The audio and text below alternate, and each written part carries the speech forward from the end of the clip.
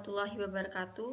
Perkenalkan, saya Sel Febriani, NIM L1A1 295, saya dari kelas R002, Prodi Kehutanan. Di sini saya akan menjelaskan beberapa hal tentang pengelolaan hutan produksi lestari. Pengelolaan hutan produksi lestari atau PHPL merupakan standar dari konsep pembangunan berkelanjutan di bidang kehutanan. Untuk mencapai tujuan PHPL diperlukan sistem pengelolaan hutan produksi yang menjamin kelestarian fungsi produksi, fungsi ekologi, dan fungsi sosial hutan. Pengelolaan hutan produksi lestari atau PHPL disusun pemerintah dengan tujuan untuk memastikan bahwa tata kelola kawasan hutan berlangsung dengan sangat baik. Penerapan standar PHPL diharapkan dapat mengurangi laju kerusakan hutan yang merupakan imbas dari pembakaran kayu secara serampangan. Kerusakan hutan di Indonesia sendiri itu sangat tinggi, diperkirakan antara 700.000 hingga 1,2 juta hektar per tahun. Sistem pengelolaan hutan produksi lestari sendiri di masa mendatang di Indonesia mau tidak mau harus mengalami perubahan, terutama berkaitan dengan munculnya pemahaman baru tentang pengelolaan hutan yang harus memperhatikan aspek kelestariannya. Pemahaman baru ini bahkan diikuti dengan kesepakatan-kesepakatan internasional yang mengikat pola pengelolaan hutan di seluruh dunia, termasuk di Indonesia sendiri. Konsepsi sistem pengelolaan hutan secara lestari setidaknya memiliki dua faktor penting yang satu sama lain saling berkaitan, yakni pertama, faktor pengelolaan internal pada tingkat unit area atau perusahaan HPH. Kedua, faktor eksternal yang merupakan makrosistem baik yang menyangkut kebijakan pembangunan kehutanan maupun kebijakan dan faktor lain di luar sektor kehutanan yang mempunyai dimensi ekonomi, sosial, dan politik. Pengelolaan hutan produksi secara lestari dalam manajemen unit area pada dasarnya adalah aspek teknis yang menyangkut perencanaan dan pelaksanaan kegiatan HPH di lapangan. Hal ini menjadi dasar bagi manajemen internal HPH agar pemanfaatan hutan tidak melebihi daya dukung alam atau fisik, biotik, dan sistem ekologinya. Hal ini dapat dilakukan selama pemanfaatan hutan produksi tidak melebihi kemampuan hutan untuk memulihkan dirinya kembali. Untuk mencapai pengelolaan hutan secara lestari, ada beberapa hal yang harus dipenuhi. Di antaranya adalah tersedianya sumber daya manusia yang terlatih dan memiliki komitmen terhadap kelestarian sumber daya hutan. Menggunakan teknologi yang sekecil mungkin dampaknya terhadap lingkungan. Didukung dengan riset dan pengembangan yang ditujukan untuk meningkatkan kemampuan pengelolaan hutan secara lestari. Beberapa hal yang sangat berpengaruh terhadap pengelolaan hutan secara lestari yaitu yang pertama yaitu tata batas. Selama ini pengelolaan hutan produksi seringkali menimbulkan konflik dengan pihak-pihak di luar kehutanan, baik dengan sektor lain maupun dengan masyarakat setempat.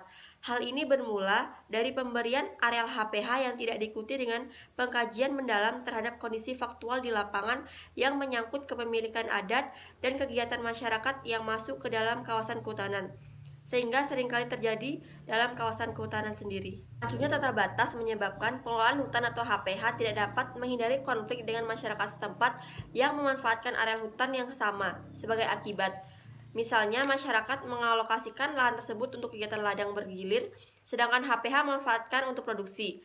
Sebenarnya, analisis pola berladang masyarakat dapat diamati perkembangannya dari foto udara yang telah dimiliki oleh HPH dan pemerintah sendiri.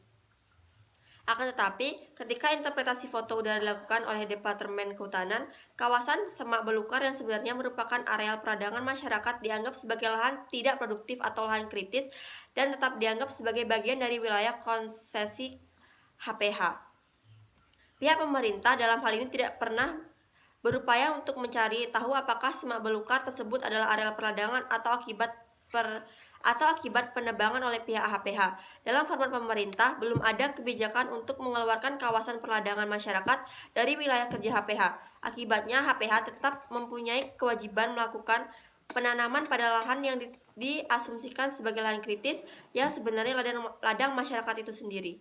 Yang kedua yaitu alokasi sumber daya untuk masyarakat setempat. Kepastian alokasi sumber daya untuk masyarakat setempat adalah salah satu prasyarat penting yang mendukung pengelolaan hutan produksi secara lestari. Masyarakat tidak akan mendukung kebijakan pelestarian hutan produksi apabila masyarakat tidak mendapatkan manfaat dari hutan di sekitar mereka. Alokasi sumber daya alam bagi masyarakat setidaknya mencakup lahan untuk kegiatan pertanian dan sumber daya kehutanan yang dapat mereka andalkan sebagai sumber pendapatan yang lokasinya di dalam areal HPH. Berkaitan dengan pemanfaatan hasil hutan non-kayu di dalam areal HPH, perlu adanya mekanisme yang tegas antara pengelola HPH dengan masyarakat setempat. Selama ini memang telah ada kewajiban bagi HPH untuk melindungi jenis-jenis tumbuhan yang dimanfaatkan oleh masyarakat. Namun karena tidak ada mekanisme untuk berkonsultasi dengan masyarakat, memastikan apakah kepentingan masyarakat telah terakomodasikan dalam keputusan yang dibuat oleh pengelola HPH, maka tidak ada peluang bagi masyarakat untuk melakukan pengawasan atau keberatan terhadap apa yang dilakukan oleh pengusaha yang dijalankan. Akibat terbatasnya mata pencarian masyarakat, maka seringkali hal ini menjadi pemicu bagi masyarakat untuk melakukan hal-hal di luar hukum. Apalagi bila kemudian ada pemilik modal yang memberikan modal kepada masyarakat untuk melakukan penebangan liar. Ketiga yaitu intensif dan disinsentif, dapat pula dijadikan sebagai perangkat bagi terciptanya pengelolaan hutan secara lestari.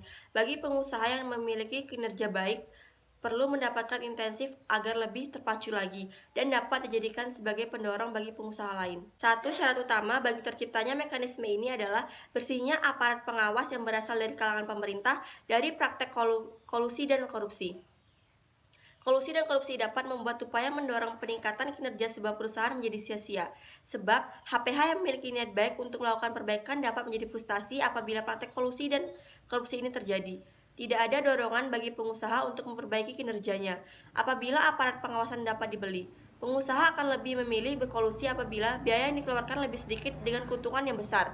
Sementara itu, pengusaha yang sebenarnya berniat untuk melakukan hal yang baik akan terdorong melakukan praktek kotor apabila hal itu lebih menguntungkannya. Dengan demikian, sulit diharapkan adanya pengelolaan hutan secara lestari apabila praktek kolusi dan korupsi ini masih membudaya. Berkaitan dengan hal ini, maka perlu adanya penguatan wibawa pemerintah dan penegak hukum terkait mempunyai kredibilitas yang baik sehingga pengawasan terhadap praktek-praktek melawan hukum yang merusak hutan dapat dijalankan dengan ketat.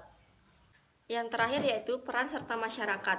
Sebenarnya tak ada satupun wilayah di Indonesia yang cukup luas, termasuk hutan yang tidak dihuni oleh manusia.